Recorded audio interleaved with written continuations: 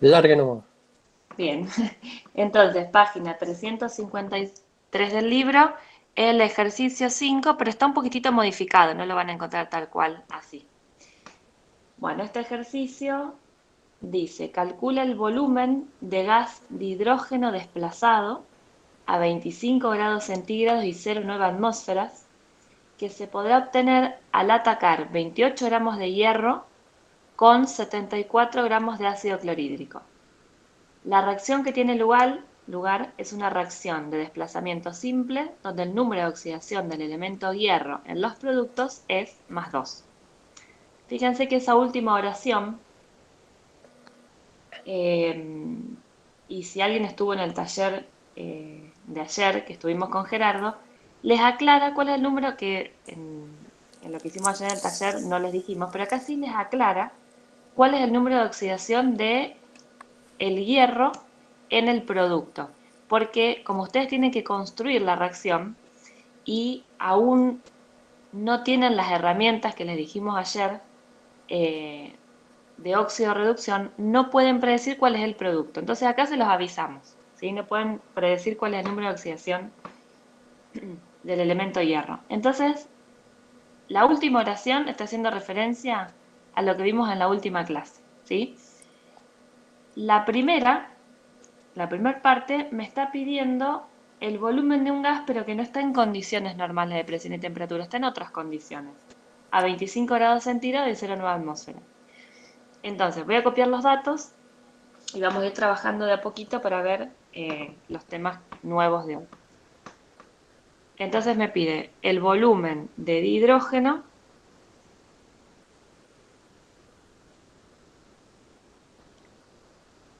si ese volumen lo voy a medir a una temperatura de 25 grados centígrados y una presión de 0,9 atmósferas.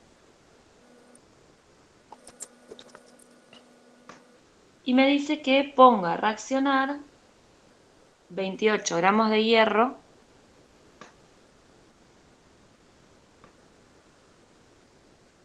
y 74 gramos de ácido clorhídrico. Y después me dice que la reacción que tiene lugar es una reacción de desplazamiento simple,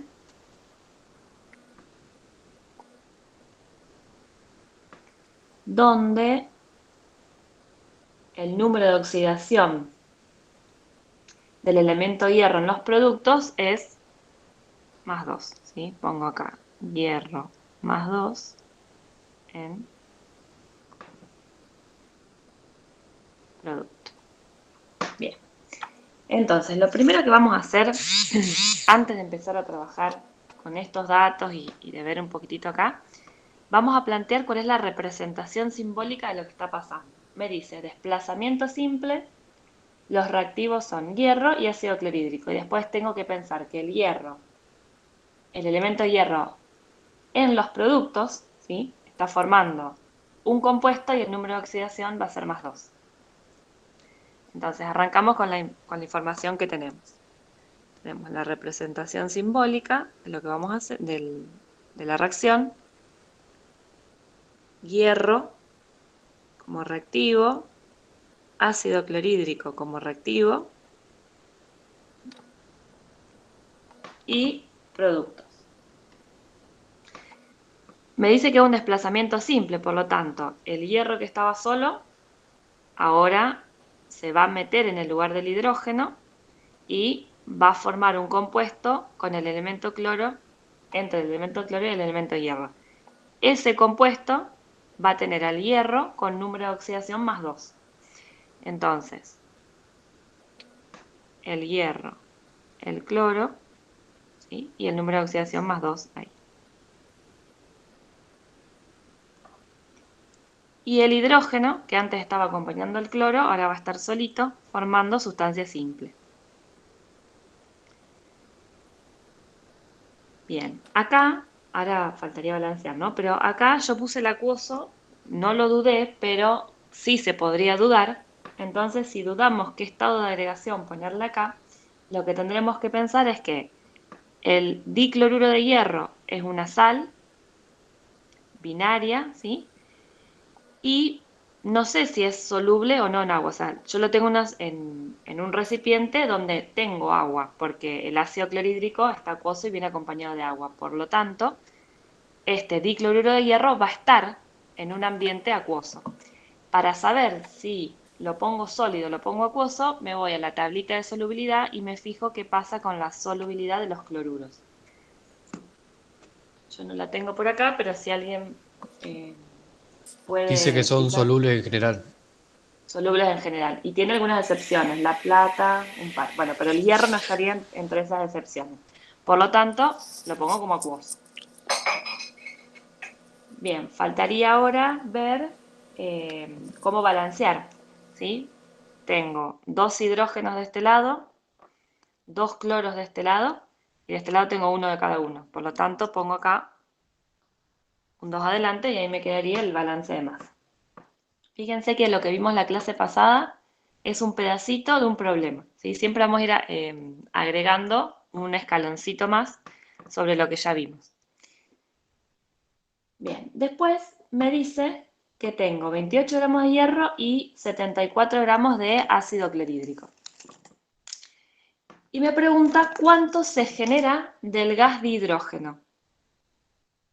Y ahí tengo dos reactivos, entonces tengo el hierro y tengo el ácido clorhídrico. No sé cuál usar para hacer la cuenta, porque de alguno, o sea, en proporción voy a tener más y de otro voy a tener un poquitito menos, no en peso, porque ahí nos damos cuenta eh, que de hierro tengo 28 gramos, o sea, tengo menos que de ácido clorhídrico, pero lo que yo tendré que ver es cuándo reaccionan entre ellos, cuál se me va a terminar. ¿Sí? Hay uno que se me va a terminar y el otro todavía voy a tener un poquito. Entonces, ¿cómo me voy a dar cuenta de eso? Bueno, vamos a, antes de ver cuál se me va a terminar y del otro me va a sobrar, vamos a ver cómo leer esta reacción, que ya lo vimos, pero vamos a repasar un poquitito. Esta representación simbólica que tengo acá, yo la puedo expresar en, por ejemplo, cantidad de sustancia. Entonces, si la expresamos en cantidad de sustancia, puedo decir que un mol de hierro sólido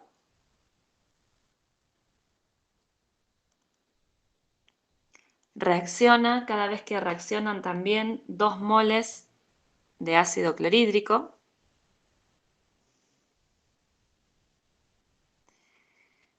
y generan o genera un mol de dicloruro de hierro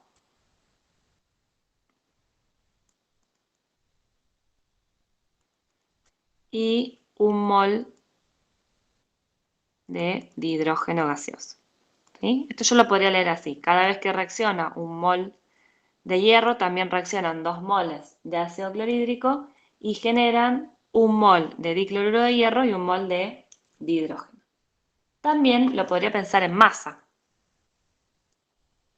Entonces, si calculo las masas molares de cada uno, ¿sí? de estas sustancias y multiplico por las veces que se repite, lo puedo pensar en masa. Entonces, el hierro pesa 56 gramos por mol, por lo tanto, cada vez que reaccionan 56 gramos,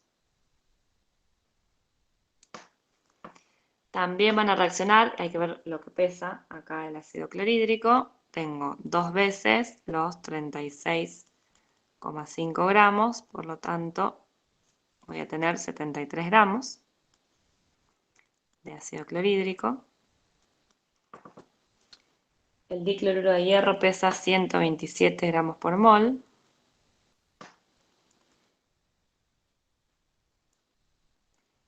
Y el hidrógeno 2 gramos. Bien. Entonces, lo mismo que hice arriba lo hago abajo, pero en vez de pensarlo en cantidad de sustancia, lo pienso en masa. Entonces puedo decir que cada vez que reaccionan 56 gramos de hierro, también reaccionan 73 gramos de ácido clorhídrico y eso genera 127 gramos de dicloruro de hierro y 2 gramos de hidrógeno. si ustedes suman el 56 más el 73, si lo balanceamos bien, nos tiene que dar igual a 127 más 2, ¿sí? Bien, y la última que podría pensar es en volumen en condiciones normales de presión y temperatura. Que en este caso no serían condiciones normales de presión y temperatura, pero bueno, les hago la tabla para que les quede completa. El único que vamos a poder expresar en volumen de todas estas es el dihidrógeno, ¿sí? Porque lo tengo gaseoso. Entonces, es lo mismo decir un mol de dihidrógeno, es equivalente en realidad a decir un mol de dihidrógeno, 2 gramos de dihidrógeno o lo que ocupa en condiciones normales de presión y temperatura un mol de ese gas, que sería 22,4 litros, que es lo que vimos en la clase pasada. Entonces, en estos renglones, en el primer renglón tengo pensado expresarlo en cantidad de sustancia, en el segundo renglón estoy expresándolo en masa y en el último renglón solamente el que está gaseoso lo puedo expresar en volumen. Como cada uno de lo que yo tengo en las columnas son equivalentes, ¿sí? Yo lo puedo pensar, esto lo estoy hablando de un mol de dihidrógeno, pero lo puedo expresar en masa, 2 moles de dihidrógeno, lo puedo pensar en volumen, 22,4 litros de dihidrógeno. Todo lo que tengo en las columnas son distintas formas de expresar lo mismo. Entonces, si yo lo puedo leer en las líneas que escribí en los renglones, puedo ir mezclando entre los renglones. Entonces puedo decir, por ejemplo, que 56 gramos de hierro reaccionan cada vez que reaccionan también 2 moles de ácido clorhídrico y me generan 127 gramos de dicloruro de hierro y 22,4 litros de dihidrógeno, ¿sí? Lo puedo pensar en la forma que quiera, ¿sí? Puedo ir mezclando los renglones con las distintas columnas, ¿sí? No hace falta que lea siempre por renglón, ¿sí? Esto nos va a servir bastante para ahorrar reglas de 3, ¿sí? Cuando estemos haciendo, si podemos ver bien esta situación de que se puede decir de varias maneras, después vamos a ahorrar reglas de 3 porque según lo que nos convenga, vamos a expresar los datos que tenemos en cantidad de sustancia o en masa. Entonces, en este caso, ¿sí? Que tenemos un poco de hierro, ¿sí? Una masa de hierro y una masa de ácido clorhídrico, tengo que decidir cuál de esos dos se me va a terminar. Entonces voy a explicar primero, ¿sí? Eso de cuál de los dos se nos va a terminar. En química le llamamos cuál va a ser el reactivo limitante, cuál es el reactivo que me limita la reacción. Para eso vamos a ver, ¿sí? Yo siempre lo explico con fibrones o con viromes, ¿cómo sería esto del reactivo limitante? Si yo quiero formar un fibrón completo, acá tengo 3 partes que escriben y acá tengo 4 tapas, ¿sí? Entonces, si quiero ver cuántos fibrones completos se pueden formar, si yo miro la parte de abajo, ¿sí? La parte que escribe, digo, bueno, se pueden formar 3 fibrones. Si yo miro las tapas, digo, se pueden formar 4 fibrones. Pero si yo digo eso, estoy mintiendo porque me falta una parte de abajo. Cuando yo los una, ¿sí? Supongamos que los fibrones y las tapas son todos del mismo color. En realidad, puedo formar solamente 3 fibrones completos. Me va a sobrar una de las tapas. Entonces, lo que podríamos decir en este caso, que las partes de abajo, que son las que escriben, limitan la cantidad de fibrones que yo puedo formar, porque si fuera por las tapas puedo formar uno más, pero me falta la parte de abajo que escribe. Entonces, en este caso, el reactivo limitante sería la parte que escribe y el reactivo que está en exceso serían las tapas. Eso mismo que hicimos acá con los fibrones, lo tenemos que hacer con los datos que tenemos ahí en el problema de los reactivos.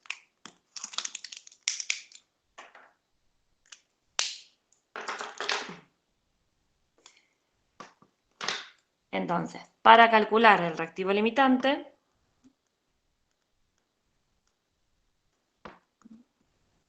voy a ir marcando.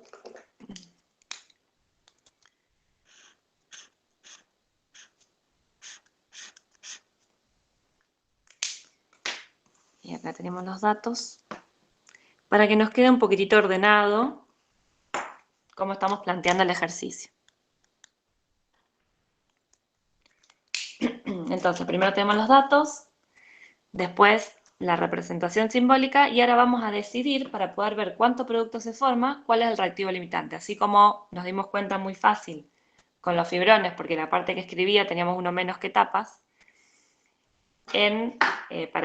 para ver cuál es el reactivo limitante entre esos dos reactivos vamos a tener que hacer una cuenta. Entonces, vamos a guiarnos por la representación simbólica y la estequiometría de lo que hicimos para decidir cuál es el reactivo limitante. Y vamos a relacionar reactivo con reactivo. Entonces, como los dos datos que tenemos acá de hierro y ácido clorhídrico están en gramos, vamos a pensar la relación directamente en gramos. Entonces, podríamos decir que cada vez que reaccionan 56 gramos de hierro, también reaccionan 73 gramos de ácido clorhídrico. Y después elegimos alguna de las dos cantidades de las masas, en realidad, que tenemos de hierro o de ácido clorhídrico. Como a mí me quedó el hierro a la izquierda, elijo este, ¿sí? Lo hago con este, el ejemplo, y después lo hago con el ácido clorhídrico para que vean que elijan el que elijan, la respuesta o la conclusión a la que arriben va a ser la misma. Entonces, cada vez que reaccionan 56 gramos de hierro, también reaccionan 73 gramos de ácido clorhídrico. Si pongo en juego todo lo que tengo de hierro, ¿sí? Los 28 gramos, ¿cuánto ácido clorhídrico necesito para que reaccionen los 28 gramos de hierro? Entonces, si hacen el cálculo, les va a dar 36,5 gramos de ácido clorhídrico. Bien. Entonces, estos 36,5 gramos de ácido clorhídrico es la masa que necesito para que reaccionen los 28 gramos de hierro. O sea, para consumir todo el hierro que tengo disponible necesito tener 36,5 gramos de ácido clorhídrico. Entonces, ¿me alcanza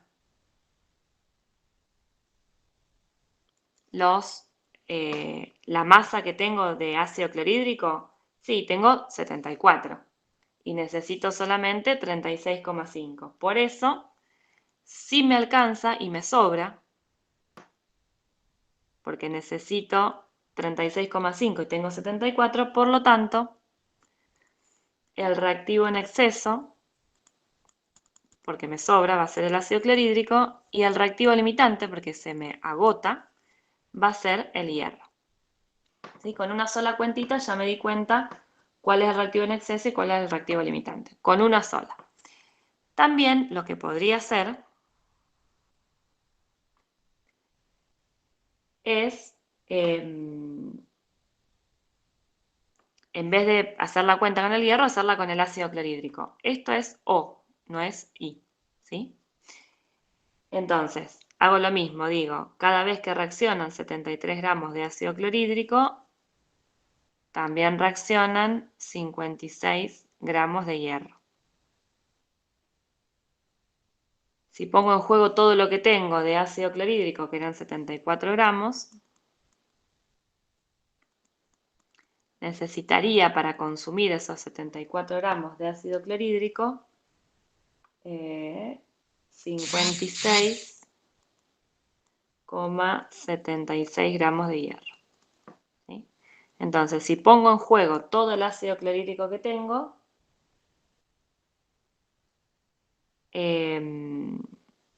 necesitaría para consumir todo el ácido clorhídrico 56,76 gramos de hierro.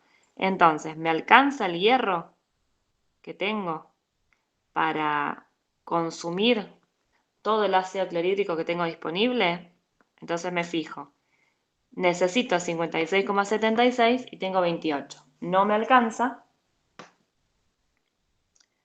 Por lo tanto, eso quiere decir que el reactivo limitante va a ser el hierro y que el reactivo en exceso va a ser el ácido clorhídrico. ¿Sí? Es lo mismo, no hace falta hacer esas dos cuentas. Con una cuenta que haga ya me doy cuenta cuál es el reactivo en exceso y cuál es el reactivo limitante. ¿Sí? Por eso acá es o esta forma o esta forma. en realidad no son dos formas distintas. Elijo cualquiera de los dos reactivos para consumir y hago el cálculo. Si elijo al azar cualquiera y con cualquiera que elija me va a dar la respuesta. Bien, una vez que decido o que me doy cuenta cuál es el reactivo limitante, la predicción de cuánto producto se va a formar lo voy a hacer con la cantidad o la masa que tenga el reactivo limitante, porque si lo hago con el otro estoy mintiendo, lo mismo que con los fibrones, ¿sí? Si yo miraba las tapas, podía decir que se formaban 4 y era mentira porque me faltaba una parte de las que escribía. Entonces acá es lo mismo. Tengo que mirar cuánto producto se forma teniendo en cuenta el reactivo limitante. Entonces, la relación que vamos a hacer ahora es entre el reactivo limitante, que es el hierro,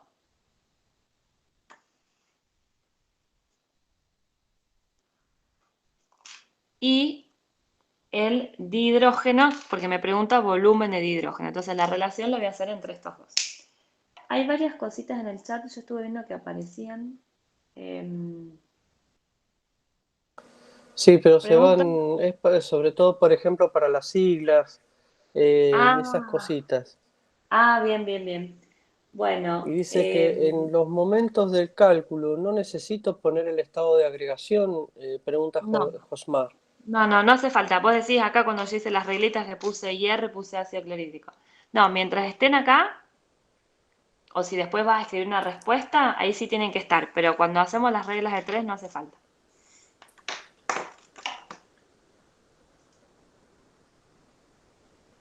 Bien. Y vamos a poner, porque yo no lo puse, RL yo le pongo al reactivo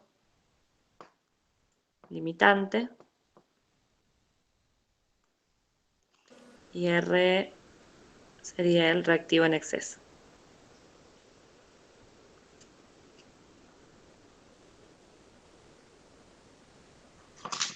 Ahí está, no lo había anotado. Bueno,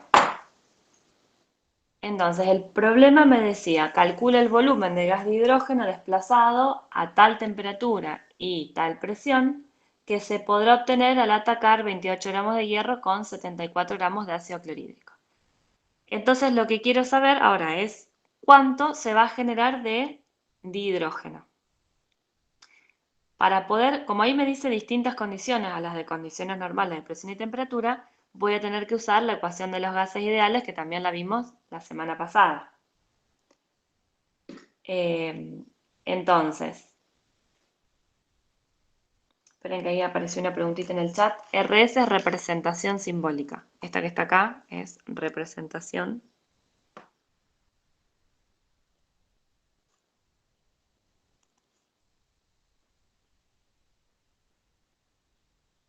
¿Sí? Es la... Ahí está. Bien. Entonces, quiero saber cuánto hidrógeno se va a formar. Pero me está pidiendo el volumen y el volumen no me lo está pidiendo en condiciones normales de presión y temperatura. Entonces, yo tengo que saber qué cantidad se va a formar, ¿sí? O sea, qué cantidad de sustancia de hidrógeno se va a formar y con esa cantidad de sustancia me puedo ir a la ecuación de los gases ideales y averiguar el volumen. Para eso voy a necesitar la cantidad de sustancia de hidrógeno que se genera. Entonces, puedo relacionar la sustancia de hierro y acá me convendría pensarla en gramos, ¿sí? Y como quiero averiguar cantidad de sustancia de dihidrógeno, la puedo pensar en moles. Entonces, para averiguar qué cantidad de dihidrógeno se genera,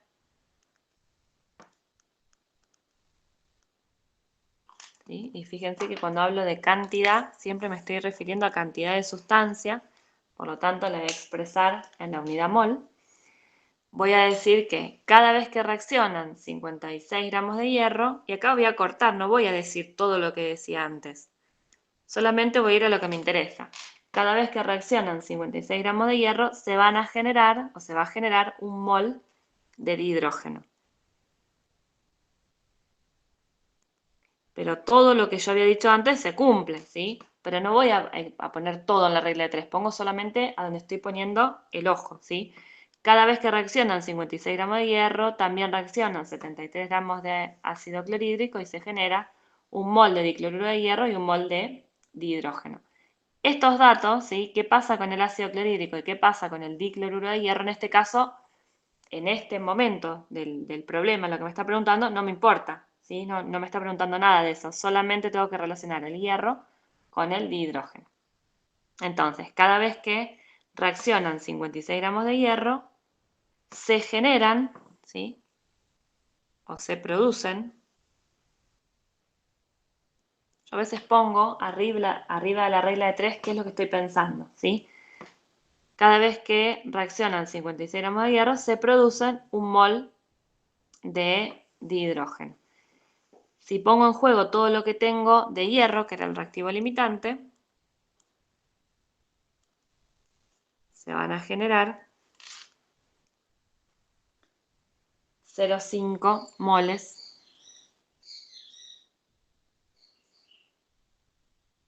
de hidrógeno, ¿sí? Si el problema me hubiese preguntado qué cantidad de sustancia de hidrógeno se genera, la respuesta terminaría acá. Pero nos pregunta el volumen. Entonces, si nos pregunta el volumen, Profe, ¿sí? si ahí lo quisiésemos hacer con el ácido clorhídrico, lo tendríamos que hacer con esos 36,5, ¿no? Sí, 36,5. Ok. sí, exacto. Profe, ¿Sí? digamos que esa relación que vos hiciste también sería válida para el ácido clorhídrico. Yo, o sea, puedo relacionar un reactivo con un producto, pero, o sea, con cualquiera, no necesariamente tienen que ser sí o sí esos dos. No tiene que ser sí o sí el reactivo limitante, decís vos. También puede ser lo que se consume del reactivo en exceso. ¿Esa es la Claro, o pregunta? sea, claro, o sea, por ejemplo, si yo puedo hacer esa regla de 3 con el ácido clorhídrico y relacionarlo con el dihidrógeno. Sí, también. Sí. Ojo ahí, si lo hacen, acuérdense de usar el 36,5 gramos y no Claro, usar los 74 que tenían al principio. ¿Sí? Porque hay bien. una parte que no, que va a Sí, quedar en exceso sin reaccionar. ahí puedo meter una cuñita. Sí, obvio. Por ahí, muchas veces cuando uno hace cálculos de cualquier tipo, vos fíjate que cuando usás el valor del ácido clorhídrico ya es un valor que obtenés a través de un cálculo. Y normalmente eso conlleva, cada cálculo conlleva un pequeño error dependiendo de la cantidad de decimales que uno utilice. Entonces por ahí el hecho de utilizar el reactivo que está en menor proporción o el limitante sería el más adecuado porque es el que menos tratamiento matemático yo le aplico. Por ahí sería más seguro a los fines prácticos de un cálculo usar el limitante, no el otro. Ujú. Y también para no confundirte, pero si vos querés usar, como recién estaban discutiendo con Euge, la cantidad de ácido clorhídrico que exactamente se consume, entonces lo podés usar. Pero ten en cuenta que puedes llegar a acarrear errores de cálculo en cuanto a la cantidad de decimales. Nada más, es simplemente una pequeña aclaración. Ujú. Claro, claro. Sí, Siempre, yo era, perdón, no, era para saber nada más que si se podía hacer con los dos. Eso. claro, siempre recomendamos volver, o sea, lo más seguro es volver al dato, que el dato era 28 gramos, el 36,5 es algo que calculaste vos, entonces por ahí siempre, por lo que decía Gerardo, por el tema de los decimales, capaz que hiciste un redondeo, ahí creo que daba justo, pero si hiciste un redondeo, por ahí ya empezás a arrastrar algún error de cálculo, pero, o error de redondeo. Por eso siempre que se pueda, a veces no se puede, pero siempre que se pueda les recomendamos usar los datos del problema, ¿sí? El dato sin trabajar, digamos. A veces no se puede, pero si se puede, por ahí lo recomendamos por eso que dijo Gerardo. Bien, entonces, vamos con el volumen. El volumen, si fuese condiciones normales de presión y temperatura, directamente podríamos haber hecho la relación acá, los 22,4 litros. Como no son condiciones normales de presión y temperatura, vamos a tener que calcular con la ecuación de los gases ideales. Y habría que despejar acá cuál sería el volumen.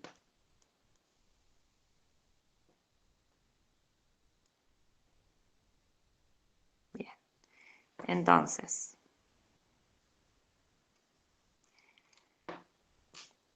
cantidad de sustancia, 0,5 moles. R era la constante de los gases ideales, que era 0,082 litro atmósfera sobre Kelvin mol. Temperatura tenía que estar en Kelvin, ¿sí? La temperatura eran 25 grados centígrados, o sea que 298 Kelvin.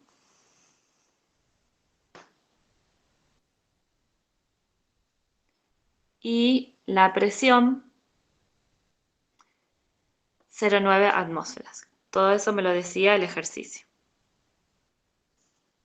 Bien. Entonces ahí voy a tener como resultado 13,58 litros. Y esa sí sería la respuesta al problema, ¿sí? Porque me decía calcule el volumen del gas de hidrógeno a tal temperatura, tal presión, que son las que usamos recién, ¿sí? Entonces, a un pequeño repasito de lo que hicimos. Todo esto no es necesario, ¿sí? Solamente con la representación simbólica de lo que pasa ya estaría. Todo esto fue para explicar un poquitito cómo nos manejamos con la estequiometría. Entonces, puse los datos del problema, me decía qué tipo, me decía la reacción que ocurría, que era un desplazamiento simple, me daba datos del producto, escribí la reacción, ¿sí? La representación simbólica de lo que estaba pasando. Como me daba dos masas de los dos reactivos, averigüé cuál era el reactivo que se consumía, o sea, averigué el reactivo limitante, que decía que era el hierro, y después, con ese dato del reactivo limitante, averigüé qué cantidad de producto de hidrógeno se generaba y después me fijé cuál era el volumen que iban a ocupar esos 0,5 moles de hidrógeno. Bien, entonces Profe, acá, disculpe. ¿sí? Sí, capaz que ya lo explicó, pero dimensionalmente, en la última fórmula, ¿por qué da litros? ¿Por qué da litros? Primero porque estamos pensando en que esto es un volumen. Y después el que me marca cuáles son las unidades es la constante de los gases ideales, que me dice Ah, bien. que está en litro atmósfera sobre Kelvin mol. Y acá, bueno, yo no lo hice, pero ustedes pueden simplificar las unidades, mol con mol, atmósfera, Kelvin con Kelvin, y me queda expresado en litros.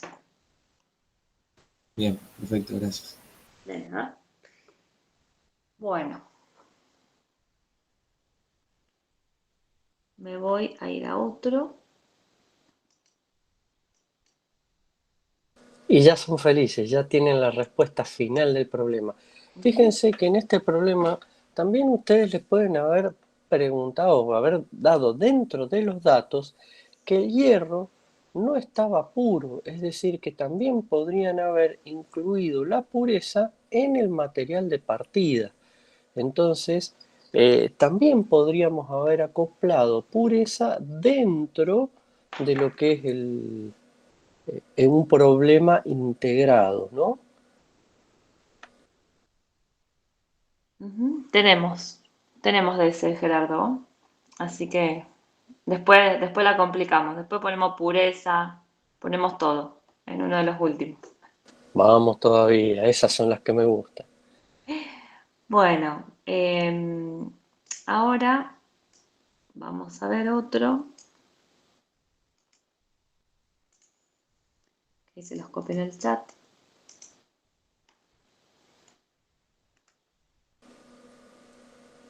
Este ejercicio es el ejercicio 19 y creo que no está modificado por ningún lado, de la página 354 del libro.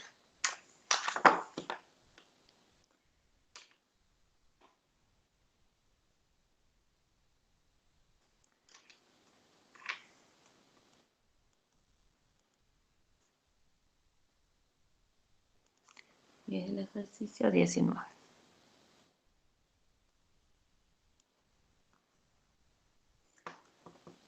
Bien, este ejercicio me dice, calcula el porcentaje de rendimiento de la síntesis irreversible de cloruro de hidrógeno, sabiendo que al hacer reaccionar 2 gramos de dihidrógeno con 7,1 gramos de dicloro, se obtuvieron 4 gramos de cloruro de hidrógeno. ¿Sí? Fíjense que acá les da los dos reactivos, ¿sí? dos masas de reactivo, dihidrógeno y dicloro, y les está diciendo cuánto se genera del producto.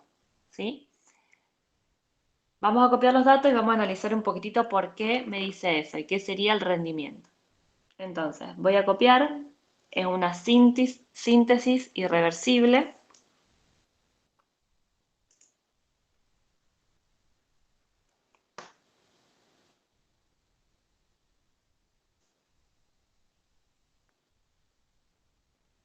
Ahí no dice reversible, profe. Yo estaba leyendo el mismo. Lo tengo en el ejercicio 19. ¿Estás mirando el libro o lo que copié en el chat? No, el del libro dice En el reversible. libro. Ah, ok. Bueno, entonces sí, lo cambiamos. Lo cambiamos un poquitito para poder... Lo cambiamos a irreversible para poder ver lo que queríamos mostrar hoy. Así que está, entonces el 19 modificado. ¿Sí? Entonces tenemos síntesis irreversible de cloruro de hidrógeno.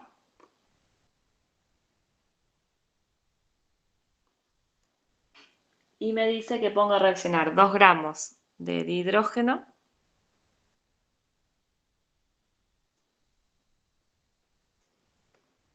y 7,1 gramos de dicloro.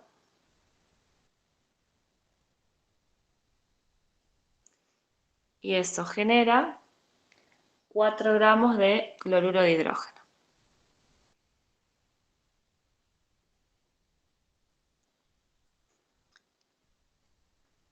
Bien.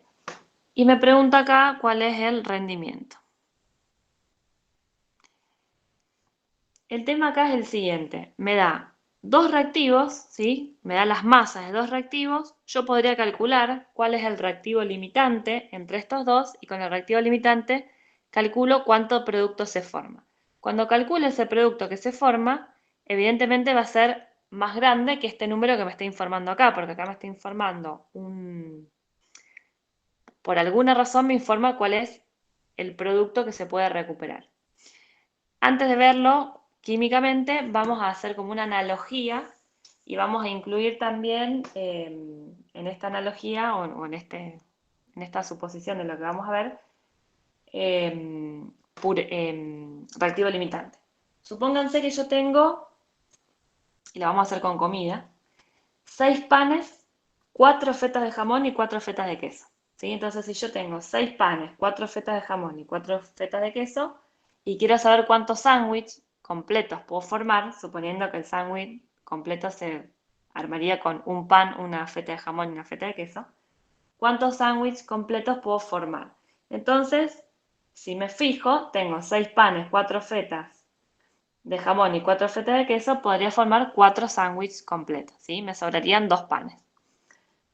Ahora, supónganse que yo tengo esos 6 panes, las 4 fetas de jamón y las 4 fetas de queso y genero los sanguchitos.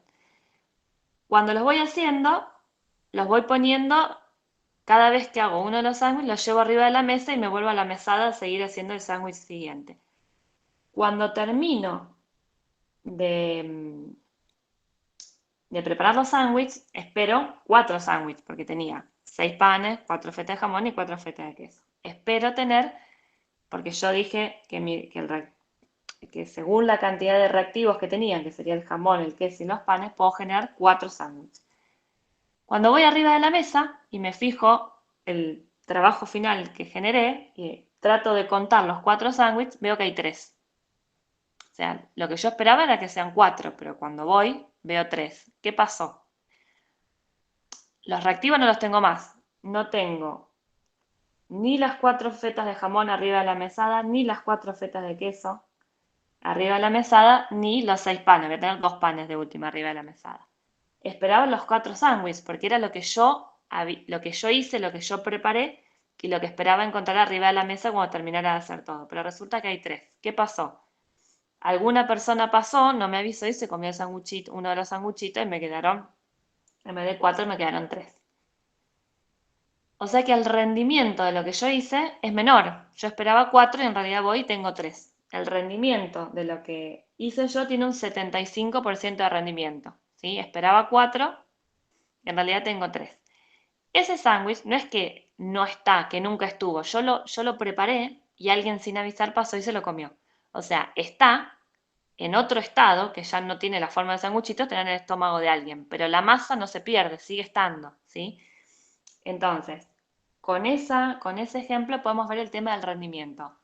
Los reactivos los gasté. ¿Sí? Culpa del reactivo no fue. Yo generé el producto, pero después el producto no era el que yo esperaba. ¿Sí? Y esto, cuando estamos hablando de reacciones químicas, ese producto, por ejemplo, en este caso el ácido clorhídrico, no es el que yo. El ácido clorhídrico es lo que voy a encontrar, pero lo otro, ¿sí? Los otros dihidrógenos y dicloro que reaccionaron, tal vez formaron el ácido clorhídrico y después se generó una reacción secundaria y se generó otro producto distinto, ¿sí? Otra sustancia distinta, o los reactivos y el dihidrógeno y el dicloro da otro producto distinto que no es el ácido clorhídrico, ¿sí? Entonces, lo que quiero decir con esto, y acuérdense siempre el ejemplo del sanguchito. Culpa del reactivo no es que yo no tenga el producto que esperaba. Algo pasó después en los productos, ¿sí? Entonces, vamos a trabajar un poquitito de con qué reacción qué reacción se genera entre el dihidrógeno y el dicloro para generar el cloruro de hidrógeno. Creo que en algún momento dije ácido clorhídrico, creo que me confundí. Es siempre, ahí si lo tengo gaseoso, es cloruro de hidrógeno. Sí, te iba a hacer esa pequeña Ah, ¿lo aclaración. dije? Sí, en un momento me parece, estaba pensando me había enfocado en el rendimiento y creo que en algún momento le pifié y le dije ácido Sí, pero tú clorhídrico. tranquila, que se entiende porque está puesto la G entre Bien, paréntesis. perfecto. Siempre que tengan la G entre paréntesis, vamos a leer que esto es cloruro de hidrógeno, ¿sí? Gaseoso. Bien, entonces vamos a generar, otra vez estamos viendo, es una partecita del ejercicio lo que hicimos la semana pasada, es una síntesis irreversible de cloruro de hidrógeno. Si no me hubiese dicho cuáles eran los reactivos, igual yo lo sé porque es la síntesis de un compuesto binario. Entonces, la síntesis de los compuestos binarios tienen como reactivos las sustancias simples de los elementos que componen esa sustancia binaria. Entonces, la representación simbólica, vamos a tener el dihidrógeno, el dicloro, irreversible, entonces simple flecha, y me genera cloruro de hidrógeno. Bien, tengo que balancear. Tengo 2 hidrógenos, 2 cloros, de este lado tengo 1 y 1, entonces si pongo un 2 adelante, ya me quedaría balanceado.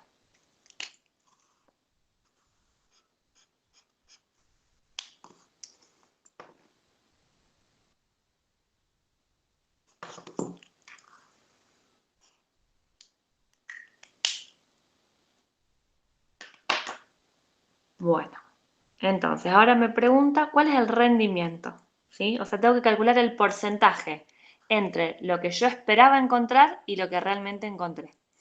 Para eso otra vez voy a tener que calcular. Primero, ¿cuál es el reactivo limitante entre estos dos? Una vez que tenga el reactivo limitante, voy a calcular la cantidad de producto que esperaba encontrar y después voy a relacionar la cantidad de producto que esperaba encontrar con la que realmente encontré.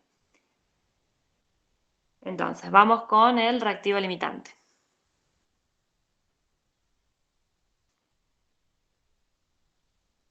Bien, entonces, de acá lo que podemos ver es que cada vez que reaccionan 2 gramos de dihidrógeno, también reaccionan 71 gramos de dicloro, ¿sí? Que es la masa molar del dicloro. Y generan, bueno, 2 moles de cloruro de hidrógeno. Pero en realidad lo que me importa es relacionar reactivo con reactivo. Entonces, cada vez que reaccionan, y voy a elegir una forma, ¿sí? Cada vez que reaccionan 71 gramos de dicloro, también van a reaccionar 2 gramos de dihidrógeno. ¿Por qué lo estoy haciendo en gramos? Porque los datos que me da están en gramos. Entonces, ¿para qué lo voy a hacer en cantidad de sustancias y después lo voy a tener que pasar a masa? Siempre me fijo cómo están los datos para ver cómo me conviene expresar las cantidades de lo que tengo, si en cantidad de sustancia o en masa. Entonces, cada vez que se consuman 71 gramos de dicloro, también se van a consumir 2 gramos de dihidrógeno. Todo lo que tengo, pongo en juego, por ejemplo, elijo uno, por eso digo a una sola de las reglas de 3, elijo todo lo que tengo disponible del dicloro, ¿sí? Lo elijo al azar. Entonces, si pretendo consumir los 7,1 gramos de dicloro, voy a necesitar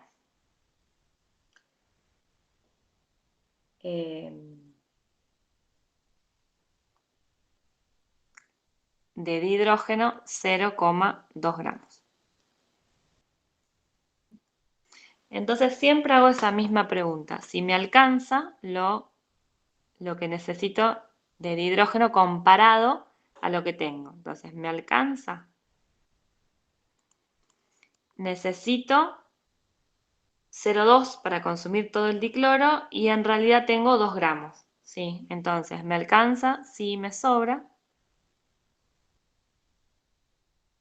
Por lo tanto,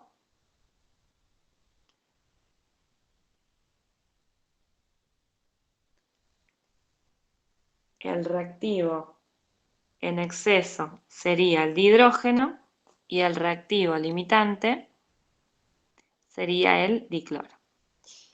Bien, y ahí en el chat preguntan de los 71 gramos sería el 35,5 por 2, que es la masa del dicloro. Sí, exacto. Y ahí preguntaron 7,1. Claro, 7,1 es lo que tengo disponible de dicloro. Y 71 gramos de dicloro sería la masa molar de ese dicloro. Acuérdense que siempre la proporción de la representación simbólica es el puntapié inicial que nos indica cuál es la proporción teórica en que siempre van a relacionarse las sustancias para formar un determinado compuesto. A partir de ahí nos podemos mover en base a lo que tenemos. No sé si oscurecí el panorama. Aclaré o oscurecí. Bien, bien, profe. Bien. Bueno, entonces, una vez que podemos calcular cuál es, o podemos saber cuál es el reactivo limitante, lo que tendremos que hacer es ver cuál es el producto que yo esperaría encontrar. ¿Sí? Después, evidentemente, encontré distinto a lo que yo esperaba. Pero lo primero que vamos a calcular antes de ver el producto que realmente obtuvimos es cuál es el producto esperado para esta reacción. Entonces, ¿cómo calculamos el producto esperado? Con la estequiometría de la reacción, ¿sí? ¿Qué vamos a relacionar? Vamos a relacionar el dicloro que ya nos dimos cuenta que era el reactivo limitante con el ácido clorhídrico. Entonces, Cloruro cada de vez hidrógeno. perdón, con el cloruro de hidrógeno. Gracias, Gerardo. La tengo con el ácido clorhídrico. Entonces, cada vez que reaccionen 71 gramos de dicloro, se me van a generar, y acá me conviene también pensarlo en gramos, porque el dato del cloruro de hidrógeno está en gramos. Entonces lo pienso también en gramos. Cada vez que se consuman 71 gramos de dicloro, se van a generar 2 por lo que pesa el cloruro de hidrógeno, 36,5 gramos.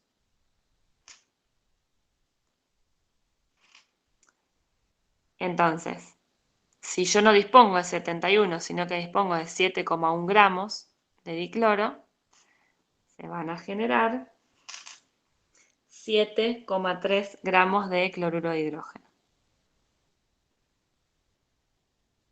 Entonces, yo esperaba, con esas masas de reactivos que puse, buscar al final de la reacción 7,3 gramos, pero en realidad obtuve 4 gramos, ¿sí? Entonces, ahora sí, estamos en condiciones de ver cuál es el rendimiento entre el producto esperado y el producto que realmente obtuve, que sería el producto real. Entonces, vamos a ver ahora el porcentaje de rendimiento.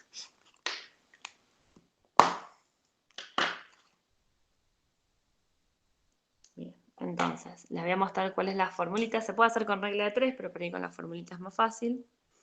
El porcentaje de rendimiento va a ser igual al producto real, y acá pongo producto y no pongo si es cantidad de sustancia o masa, porque en realidad lo puedo hacer con cualquiera de los dos, lo puedo pensar con cualquiera de los dos. Entonces sería el producto real, o sea, el que obtuve, dividido el producto esperado, o también le llamamos producto teórico. Les pongo teórico porque así está en el libro.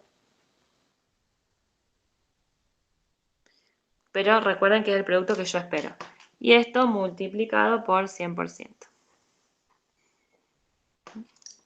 A veces, eso que está ahí yo lo hago un poquitito más cortito, porque cada vez que tengo que ver producto real es muy largo. Entonces directamente pongo porcentaje de rendimiento igual al producto real dividido el producto teórico por 100%. Y esto lo puse así entero para que se sepa qué es. Bien, entonces vamos a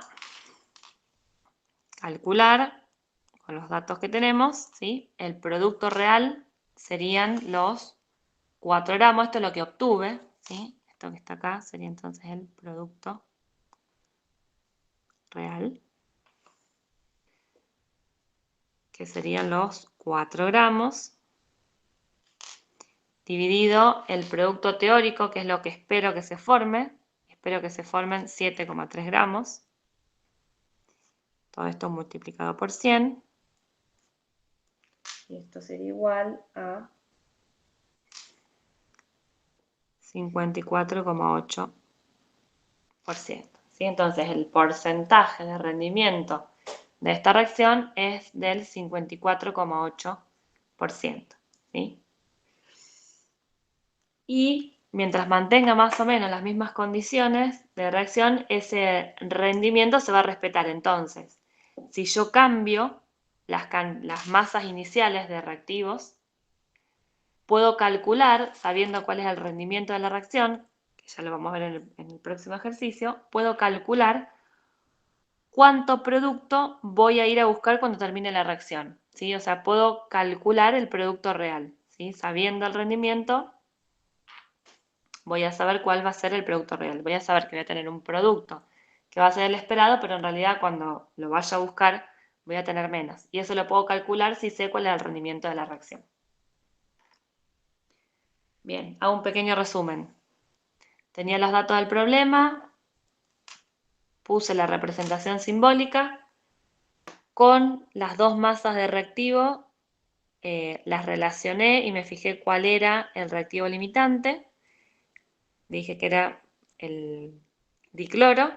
Y a partir del reactivo limitante, calculé cuál sería el producto que yo esperaba encontrar al final de la reacción. Esto era lo que esperaba, lo relacioné con lo que realmente encontré, que eran estos 4 gramos, y con eso pude calcular el porcentaje de rendimiento.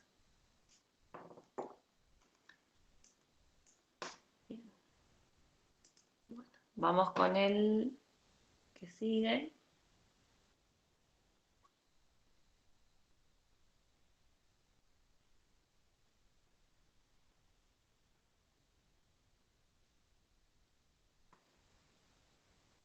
Y vamos a ir con uno ya bastante mezcladito.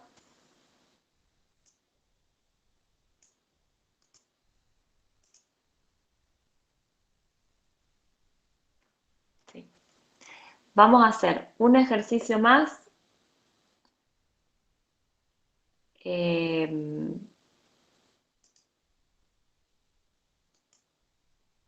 se los pego. Este ejercicio no lo tienen porque es un ejercicio que está sacado de un examen, ¿sí? De los últimos exámenes virtuales que se estuvieron tomando. Y los próximos 2 ejercicios, que ya serían los últimos 2, van a ser de exámenes, así podemos ir entrenándonos un poquitito para lo que va a ser para lo que son los exámenes. Entonces, este ejercicio me dice la descomposición térmica irreversible del clorato de potasio genera dioxígeno y cloruro de potasio. Calcule e informe el volumen de gas en condiciones normales de presión y temperatura y la cantidad de clorato de potasio producidos si se somete a descomposición térmica 300 kilogramos de un mineral que contiene clorato de potasio en un 75% de pureza y el rendimiento de la descomposición térmica es del 80%, ¿sí? O sea que acá fíjense que hizo una linda mezcla entre muchas de las cosas que ya vimos, ¿sí? Tenemos que es una descomposición térmica. Ahí me da los productos. Fíjense que esta descomposición térmica no es... Nosotros vimos una de las descomposiciones térmicas que no eran redox, pero en este caso sí, porque fíjense que se genera dioxígeno y cloruro de potasio. O sea que esta les aclara cuáles son los productos porque no la pueden predecir, ¿sí? No es tan fácil como en el caso de las sustancias binarias, ¿sí? Síntesis de sustancias binarias que se generan a partir de las sustancias simples, de los elementos que la componen, o bueno, lo que sería la descomposición térmica, que sería en las sustancias simples, ¿sí? De una sustancia binaria. En este caso tenemos una ternaria y nos aclara cuáles son los productos porque no los podemos predecir, ¿sí? Porque no es del tipo de las que ya vimos.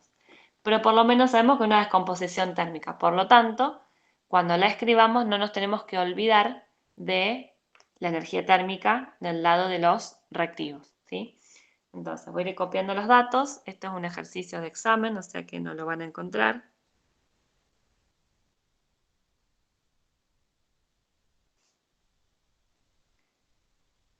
Y bueno, voy a empezar a copiar los datos.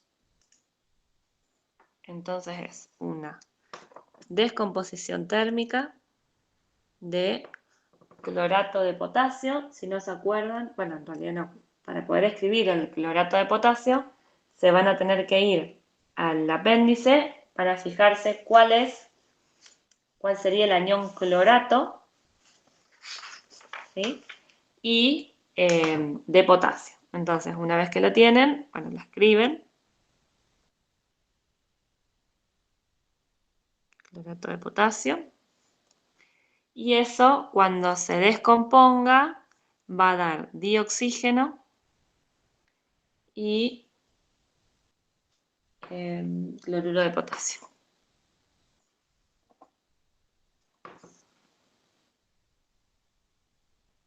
Bueno, y me dice, calcula e informe el volumen de gas en condiciones normales de presión y temperatura, o sea que lo que quiere es el volumen de dioxígeno, y la cantidad de cloruro de potasio producido, o sea que acá me pide cantidad, que sería cantidad de sustancia, o sea que la respuesta la voy a tener que dar en unidad mol.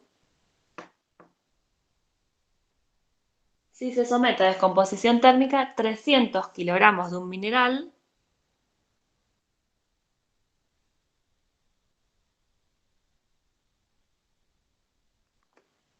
que contiene 75% de pureza en clorato de potasio,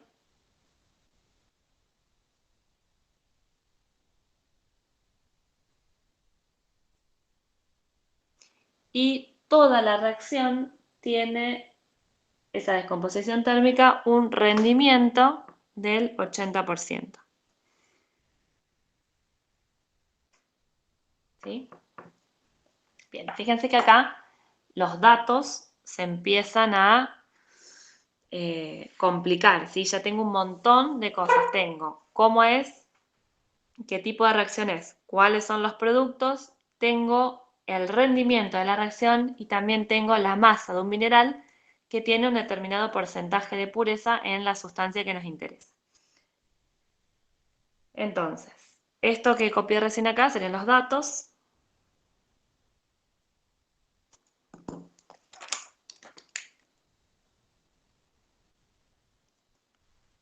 Y acá podemos elegir qué es lo que queremos hacer primero. Podemos ver cuál es la representación simbólica del fenómeno que está ocurriendo o ir a calcular trabajar un poquitito con la pureza.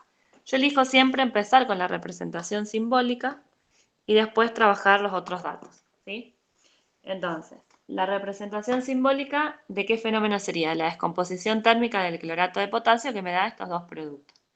Entonces, tengo el clorato de potasio más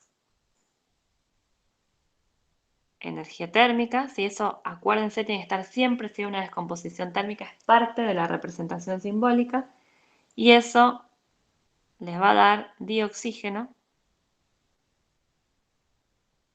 y cloruro de potasio.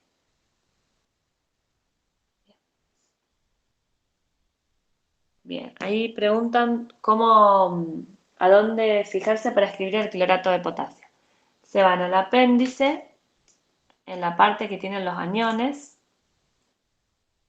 Yo no lo tengo en la mano, pero tienen página, gracias Matías, 380, tienen los ácidos en una columnita y los aniones que se generan luego de la ionización de esos ácidos que son moleculares en otra columna.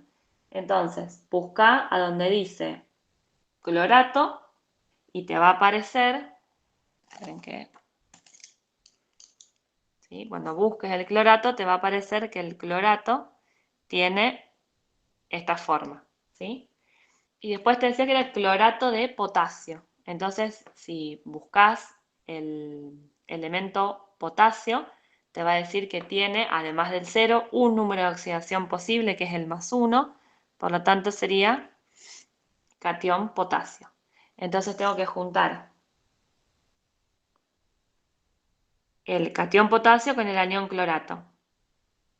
¿Se acuerdan que intercambiamos las cargas de los aniones y los cationes? O también se podría pensar por si el clorato tiene una carga negativa y el potasio tiene una carga positiva, ¿cuántos de cada uno tengo que poner para que esa sal me quede eléctricamente neutra? Bueno, tengo una carga positiva y una negativa, con uno de cada uno ya estaría, ¿sí? Perdón, profe, en ¿Sí? cuanto al 80% de rendimiento, ¿se refiere a este proceso Al del producto, clorato?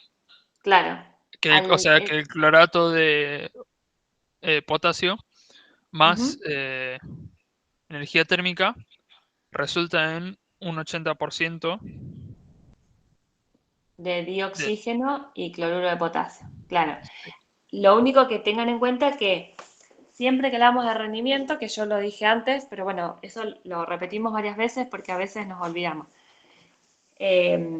Siempre que hablemos de rendimiento, la culpa de que el rendimiento sea menor al 100 es siempre de los reactivos, de los productos, perdón. El reactivo siempre se consume. O sea que no quiere decir que el 80% que una parte del clorato de potasio se descompone y otra no. Se descompone todo. Pero después hay algo en los productos que falló. Puede fallar que genera otro producto secundario que no estamos teniendo en cuenta. Puede ser que los productos reaccionen y me den otro producto distinto, ¿sí? O sea que el reactivo se consume completamente y en los productos espero tener una determinada cantidad o una determinada masa y en realidad no la encuentro así tal como la esperaba, la encuentro distinta, ¿sí? Entonces, lo único que quiero que tengan, que les quede la idea, es que no desaparece por ejemplo, el oxígeno que estaba acá, cuando viene para este lado no es que desaparece, está en otro compuesto que no es el dioxígeno. Entonces, si yo voy a buscar dioxígeno, solamente voy a medir dioxígeno. El elemento oxígeno que está formando parte de otra sustancia no la voy a poder censar, pues solamente estoy censando dioxígeno. Ahí tenemos el rendimiento, ¿sí? El problema de rendimiento está en el producto. Bien, entonces, estábamos en la representación simbólica. Bien, ahí nos faltaría ver cómo balancear eso, ¿sí? Nos faltaría hacer el balance de masa. Entonces, tengo 3 oxígenos de este lado tengo 2. Entonces, lo que podría hacer es poner un 2 acá adelante. De esta manera tendría 6 oxígenos, de este lado tengo 2, pongo un 3 adelante, tendría 6 en los dos casos. Y ya solucioné el tema de los oxígenos, pero ahora tengo problema con los potasios y los cloros, porque acá tengo 1 de cada uno y acá tengo 2 de cada uno. Por lo tanto, le tendré que agregar un 2 acá adelante. Y ahí me quedaría el balance de masa. Bueno, quiero saber el rendimiento. No, quiero saber el volumen de dioxígeno y la cantidad de cloruro de potasio que se genera. Para eso necesito saber cuánto clorato de potasio tengo en realidad, porque sé que tengo 300 kilos de un mineral que tiene un 75% de pureza. Entonces voy a tener que averiguar cuánto tengo realmente de clorato de potasio. Por lo tanto, nos vamos a ir a trabajar un poquitito con la pureza. Entonces, tengo 300 kilogramos del mineral que tiene una pureza del 75%. ¿Qué quería decir que la pureza tenga el 75%? Quiere decir que cada vez que yo pese 100 gramos del mineral, de esos 100 gramos, 75 gramos van a ser del clorato de potasio. Los 25 restantes son otras sustancias que no estoy analizando.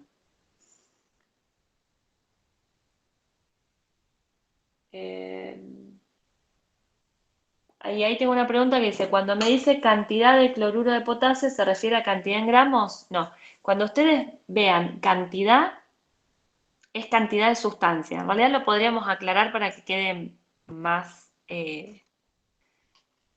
para que no haya confusión. Cantidad de sustancia. ¿Sí?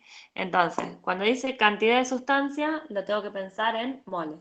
Y cuando me dice masa de sustancia, ahí lo pienso en gramos, kilogramos, lo que sea. Bien, entonces,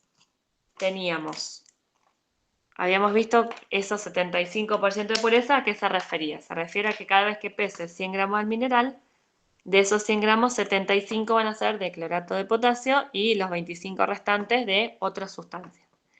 Entonces me fijo en la masa que yo tenía disponible, que serían 300 kilogramos. Entonces, yo no tengo 100 gramos, tengo 300 kilogramos, que sería lo mismo que 300.000 gramos del mineral. Por lo tanto, voy a tener 225.000 gramos de clorato de potasio.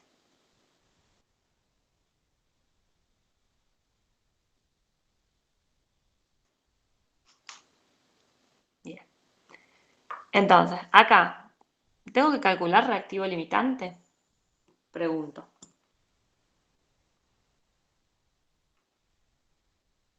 Y no, porque tenés uno No, solo. porque hay uno solo. Perfecto. O sea que acá me olvido del reactivo limitante. Tengo todo lo que tengo, lo voy a someter a descomposición térmica y todo se va a descomponer, ¿sí? Entonces, perfecto. Tengo todo esto. Con todo eso que tengo, me tengo que fijar cuánto se van a formar de dioxígeno y de cloruro de potasio para después, con el rendimiento, fijarme cuál va a ser el producto real. Entonces, voy a empezar con uno de los dos, ¿sí? Arranco con el cloruro de potasio y voy a ver cuánto se esperaba que se genere y cuánto realmente se generó. Entonces, me voy a ir siempre a ver cuál es la representación simbólica. Entonces voy a decir que cada vez que se descompongan térmicamente 2 moles de clorato de potasio, se van a generar 2 moles de cloruro de potasio. Del cloruro de potasio me lo pregunta en cantidad de sustancia y el de clorato de potasio lo tengo en masa. Por lo tanto, voy a trabajar este en masa para la regla de 3 y este en cantidad de sustancia. Nos fijamos cuál es la masa molar del clorato de potasio, que son 122,5 gramos por mol. ¿Sí?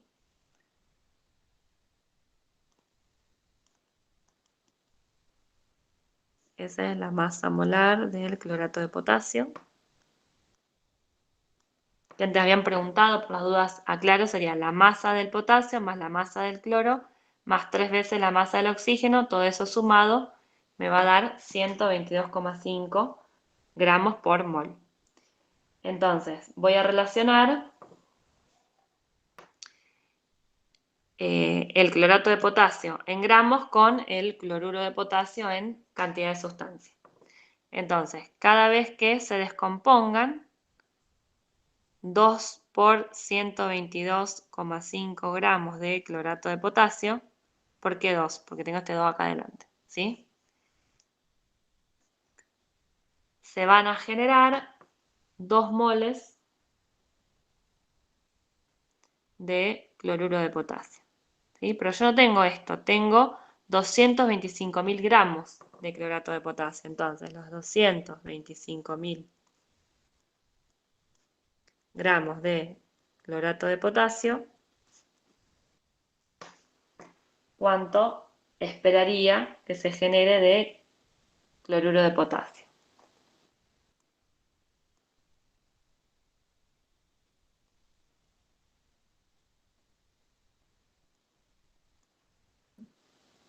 Bien, eso que está ahí sería el producto esperado, ¿sí? O sea, el producto teórico, ¿sí? Que sería el esperado. Pero resulta que después me dice que el porcentaje de rendimiento no es 100%. Este sería el producto teórico suponiendo un 100% de rendimiento. Pero me dice el problema que el rendimiento es el 80%. Entonces voy a tener que calcular cuál es el producto que voy a obtener de esta descomposición térmica.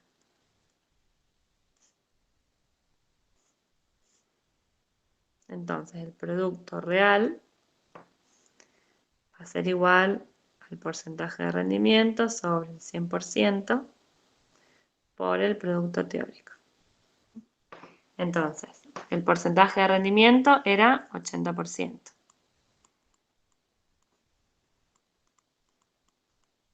Y el producto teórico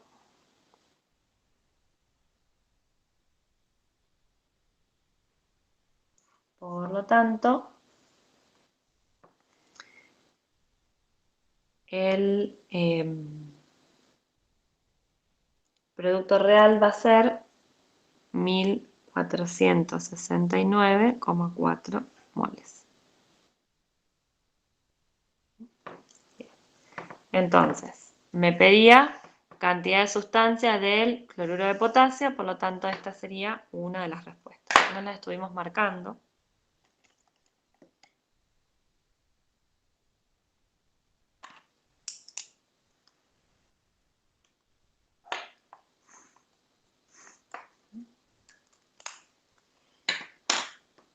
Bien. Y después me pregunta cuál es el volumen de dioxígeno en condiciones normales de presión y temperatura. O sea que lo mismo que hice con el cloruro de potasio, que estuve averiguando cuánto se generaría si el rendimiento fuera del 100% y después calculo con el 80%, lo voy a hacer con el dioxígeno.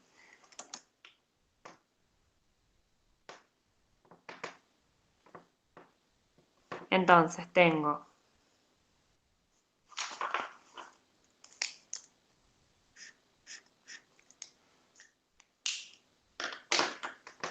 que cada vez que se descomponen 2 moles de clorato de potasio, se generan 3 moles de dioxígeno. Entonces me voy a esa relación.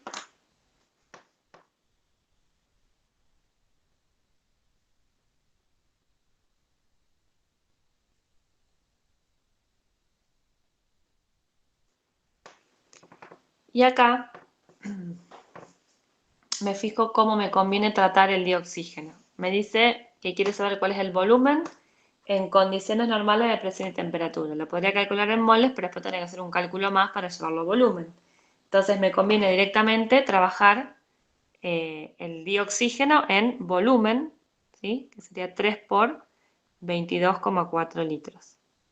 Y el 3 porque el 22,4 corresponde a un mol de cualquier gas en condiciones normales de presión y temperatura, y acá cada vez que se descomponen 2 moles de clorato de potasio se generan 3 moles del dioxígeno, por lo tanto sería 3 por 22,4.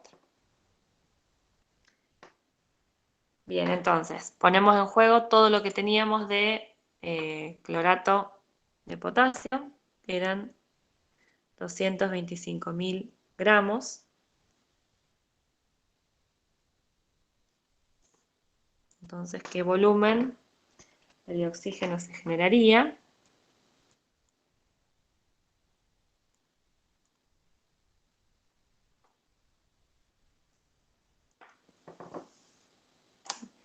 Y eso sería, otra vez, el producto teórico, o sea, lo que esperamos por el clorato de potasio que pusimos a descomponer. Pero no nos olvidemos que el rendimiento es del 80%, o sea que tenemos que hacer el mismo procedimiento, ¿sí? Vamos directamente acá con producto real.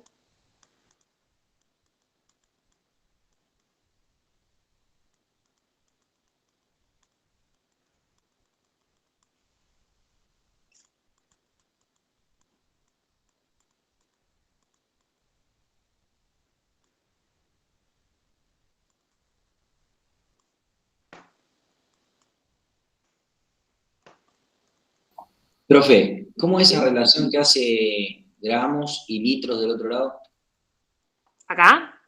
Claro, Ahí ¿cómo puede relacionar gramos con litros, digamos? lo puedo relacionar, espérate que me voy a ir al primer ejercicio que vimos.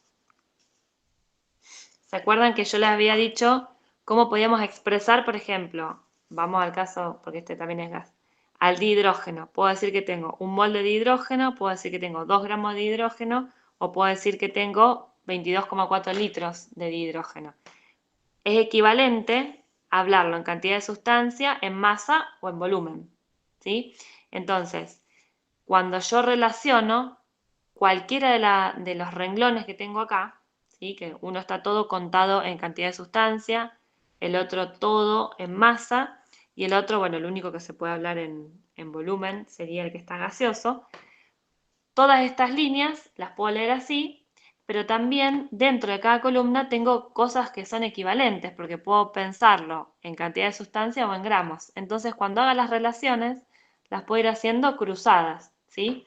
Por eso acá Yo solo hice solamente para el primero para mostrarlo, pero yo acá podría decir que un mol de clorato de potasio se descompone y genera 3 moles de dioxígeno y 2 moles de cloruro de potasio, o lo podría pensar todo en masa, y podría decir 2 por 122,5 gramos, que es lo que pesa el clorato de potasio, generan 3 por 32 gramos de dioxígeno, que es lo que pesa el dioxígeno, y 2 por, bueno, habría que ver cuál es la masa molar del cloruro de potasio. Pero como son equivalentes las formas de pensarlo, si yo lo pienso en cantidad de sustancia, en masa o en volumen, yo puedo decir que 2 moles de clorato de potasio generan 3 por 22,4 litros de dioxígeno, o 3 por 32 gramos de dioxígeno, o 3 moles de dioxígeno, ¿sí? Como lo diga, me da lo mismo, mientras respete cuáles son los coeficientes estequiométricos, ¿sí? Esto que está acá representaría un mol de dioxígeno. Y esto que está acá representaría un mol del clorato de potasio. ¿Sí? Lo puedo pensar como me convenga. ¿Por qué como me convenga? Porque si yo hago la relación acá entre gramos de clorato de potasio y gramos de dioxígeno, que no está mal, está perfecto, pero después me pide el volumen, entonces voy a tener que irme con los gramos de dioxígeno que obtuve acá, cuánto volumen ocuparía eso, o sea, tener que hacer una regla de 3 más para pasar de gramos de dioxígeno a volumen, y después recién ahí puedo ir a ver cuál es el rendimiento. ¿Sí? No sé si ahí quedó un poquito más claro, si no lo explico de otra manera. Sí, buenísimo, profe. Mil gracias. Recuerden eso, que ustedes pueden, dentro de la regla de 3, arriba y abajo tiene que estar la misma unidad, pero a los costados, en las distintas columnas, puedo manejar las unidades que me convengan, ¿sí? Y me conviene según qué datos tengo, cómo tengo expresados los datos, como en este caso el dato lo tengo expresado en gramos, me conviene tratar el clorato de potasio en gramos. Como me pide después una información del producto, de este producto, que sería el dioxígeno, me lo pide en volumen, me conviene tratarlo en volumen. ¿Sí? Solo por eso. ¿Puedo hacer todo en gramos? Sí. ¿Puedo hacer todo en moles? Sí. Pero después tengo que hacer un montón de reglas de 3 más para llevar el dato a lo que me conviene, digamos. A lo que me conviene, no, a lo que me pide. Profe, ¿Sí? el 22,4 en el parcial, Sí. ¿lo podemos poner así 22,4 o hace falta demostrar que sale de tanta temperatura? Un mol. No. No. Si te piden, nomás acuérdense que solamente pueden usar el 22,4 cuando aclara que está en condiciones normales de presión y temperatura, ¿sí?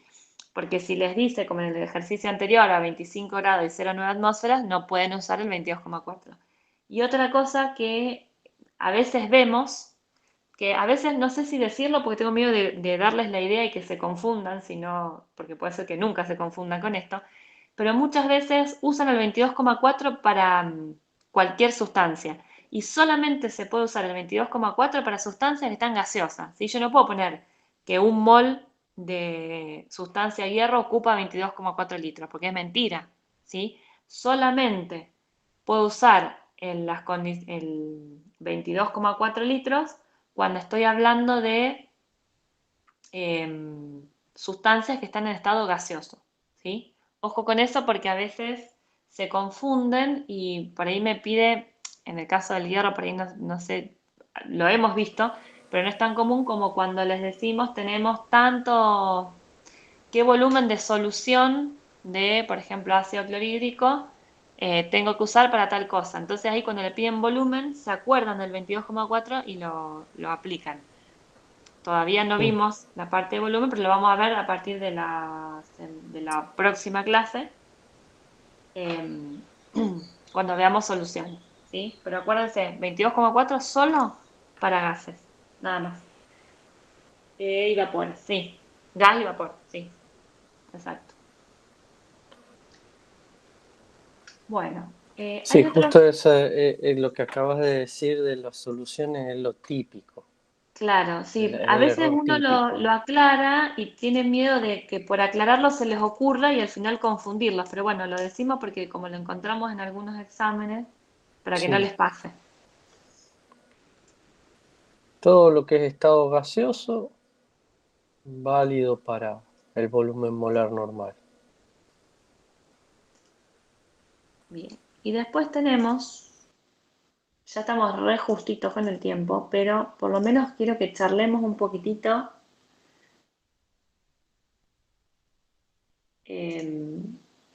este otro ejercicio que está sacado de un examen que no les pide, está como un poquitito distinto tratado, para que no, o sea, lo queremos mostrar para que no se asusten cuando vayan al examen, que no Profe, son... disculpa, ¿podrían pasar el enunciado del anterior por chat? Si no es mucho pedir. Lo puse, me parece, me olvidé. Sí, lo puse. ¿Lo Ahí, pusiste ahí. a ver? Sí, está A las puesto, lo voy a copiar y volver Ah, a sí. pegar. 9:45, para que lo encuentres. Pero si te desconectaste y te volviste a conectar, lo perdiste, para que yo te No, lo... se me había cortado internet por eso. Ah, listo. No, entonces esperaste, lo copio, porque no lo va a Que encontrar. lo pego, ahí lo estoy pegando. Ah, ya lo pegué. Bueno, quedó... Ah, varios lo pegamos. Bueno, gracias, Ligüe, Dale, que también lo hizo. gracias. De nada.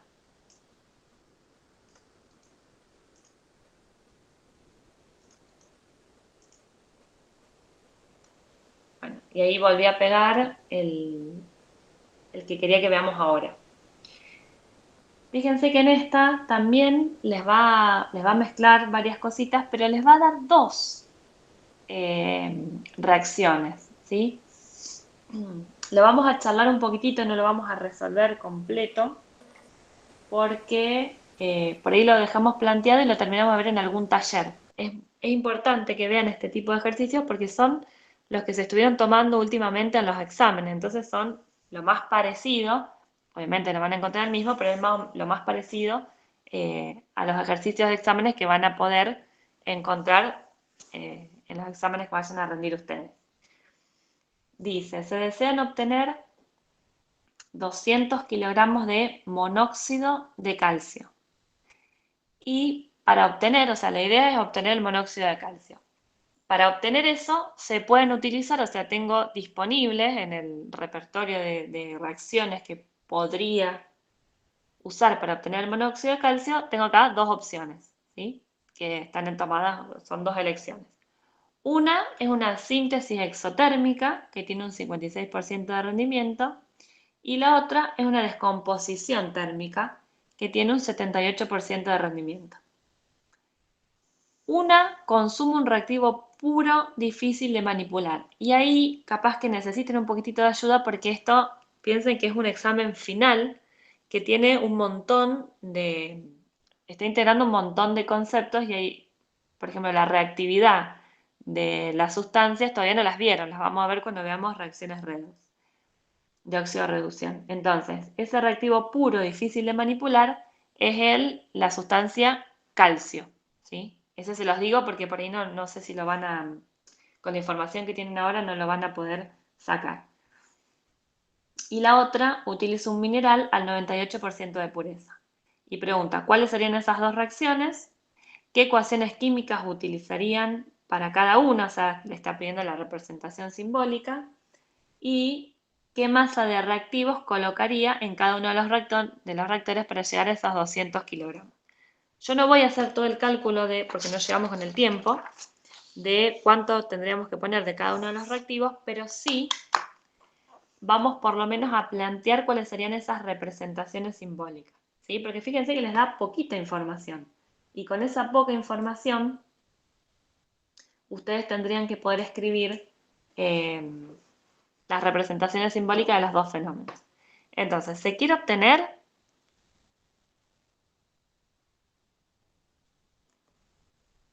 $200 kilogramos, anoto los datos, pero igual no vamos a llegar a resolverlos, solamente dejo plantear las reacciones de monóxido de calcio.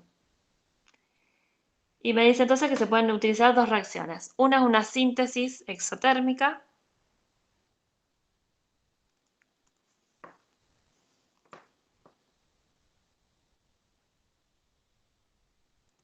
que tiene un 56% de rendimiento, y la otra es una descomposición térmica, que tiene un 78% de rendimiento. La otra me dice que tengo un reactivo sólido difícil de manipular. Tengo reactivo sólido difícil de manipular, que bueno, ahí esto se los digo yo, que es el calcio. El reactivo sería el calcio sólido porque le falta información. Y la otra utiliza un mineral de 98% de pureza.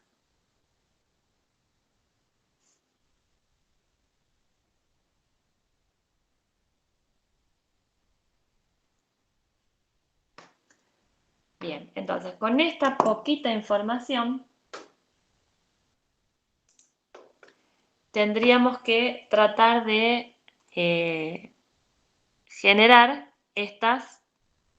las reacciones que todos tienen que tener como producto, como uno o como único, el monóxido de calcio. Entonces, la que me dice que es una síntesis exotérmica, me voy a ir acá entonces a la síntesis.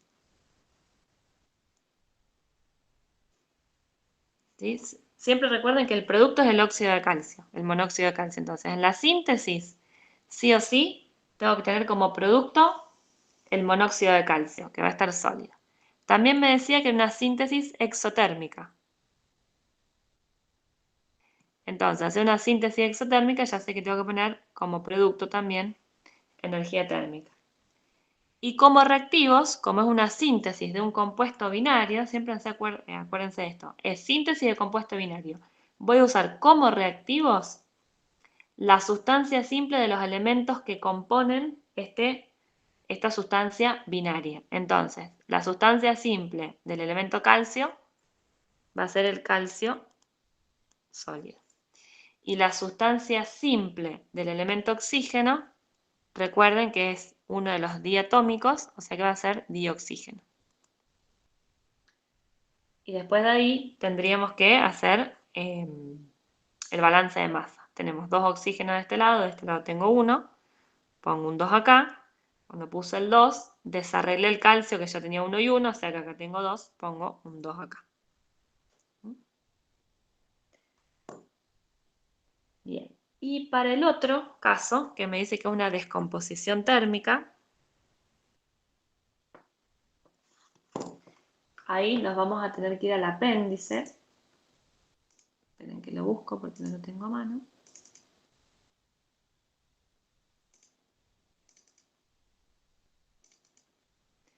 En la última página del apéndice que les aparecen todas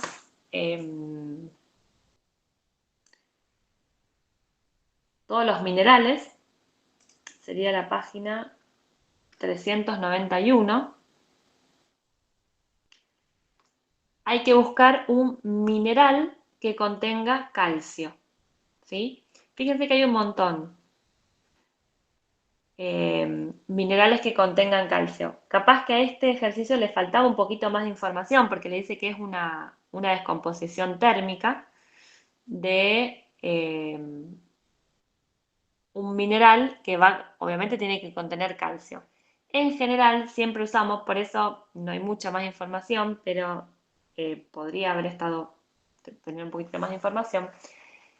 En general usamos la piedra caliza porque tiene carbonato de calcio, pero también podría haber sido la dolomita que tenía carbonato de calcio y carbonato de magnesio. O sea que ahí habría que haber puesto un poquitito más de información. Pero uno de esos minerales que podríamos haber usado sería la piedra caliza, que contiene carbonato de calcio.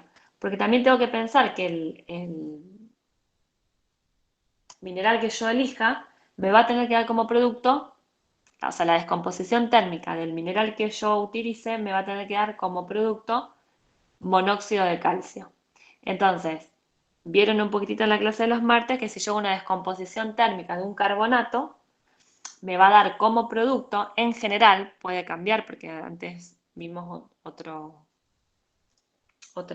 tipo de reacción, pero en general cuando tengo carbonatos, ese carbonato me va a dar como producto los 2 óxidos sin cambiar el número de oxidación de los elementos que acompañan al oxígeno, los dos óxidos de los elementos que están formando parte del carbonato de lo que sea, en este caso carbonato de calcio. Entonces me queda el óxido de carbono y el óxido de calcio. En los otros casos, por ejemplo, si tengo un fosfato de calcio, no lo saben, o sea, no, es más difícil de predecir. Si tengo un sulfato de calcio, por ahí es un poquitito más difícil de predecir, pero en el caso del carbonato siempre se va a dar ese sistema. Entonces elegimos el carbonato de calcio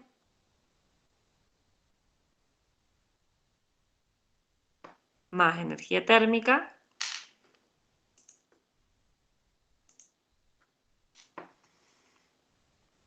y me va a dar el óxido de calcio sólido más, ¿sí? Siempre va a ser descomposición térmica del carbonato, es el óxido del calcio, siempre manteniendo el número de oxidación, por lo tanto sería monóxido de calcio, y el óxido del carbono también manteniendo su número de oxidación, por lo tanto me quedaría dióxido de carbono.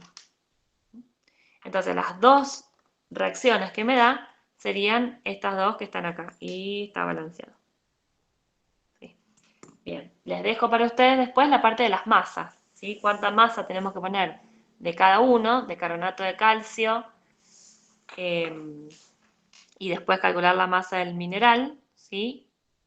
Y también tener en cuenta los porcentajes de rendimiento. Eso si quieren lo pueden hacer y después lo ven, lo pueden llevar a los talleres como inquietud o a alguna clase de consulta y si tienen ganas lo terminamos de ver. Yo ahora corto acá, voy a cortar la grabación porque ya estamos en horario.